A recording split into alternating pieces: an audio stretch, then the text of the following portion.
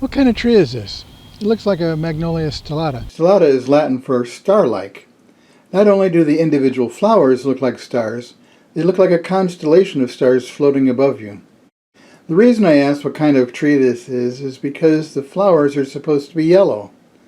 About 20 years ago, I wrote an article about peonies and mentioned that the Song Sparrow Nursery in Wisconsin was a great place to get them because they've been hybridizing peonies for generations. A new variety of peony may take 30 years to bring to market, so you only want to bring the best ones, and the Clem family did that. To my surprise, they liked the article and sent me a yellow magnolia tree as a gift. Unfortunately, the yellow variety died a year or two later. The rootstock stayed alive. I found out what kind of variety the rootstock was, but I've long forgotten it. I don't remember the variety of the yellow one that was supposed to be either.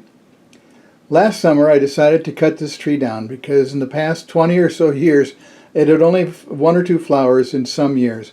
Most years there were no flowers at all. It has a nice straight trunk and it looks nice in the summer, so I've left it alone. It provided extra shade to the perennials underneath it. But finally it had reached the bottom branches of the honey locust, and I thought, well, it's time to cut it down. You might ask why it is planted next to and under the honey locust in the first place.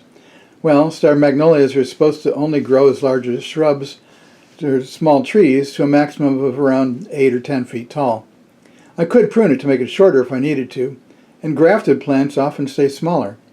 I left this tree alone to see if it would grow flower buds. Now, finally, after about 20 years, it has grown so many, it may have to wait until next year to see if it'll do it again. Star magnolias are native to Japan and are one of the cold-hardy magnolias growing in zones 3 to 8. The flowers bloom early. They're blooming just as the crocuses are finishing up and daffodils are starting. The flowers are very sensitive to cold, and a frost will turn the flower petals brown overnight. Actually, the sepals and petals are both white and are called tepals. Some varieties are more fragrant than others. These are pretty nice. There are pink and yellow varieties of star magnolias available too. They prefer organic soils and summer watering when the weather is too dry. They tolerate heat pretty well. Plant them in front of a red brick wall for a pretty display, but don't plant them near south-facing wall, which will cause them to bloom too early, and the flowers will likely be frosted. On a sad note, the Clem family retired from the nursery business in 2018, and the nursery did not survive the 2020 pandemic. If I'd known that, I would have gone and bought as many plants as I could have, and I would have tried to have found another yellow magnolia.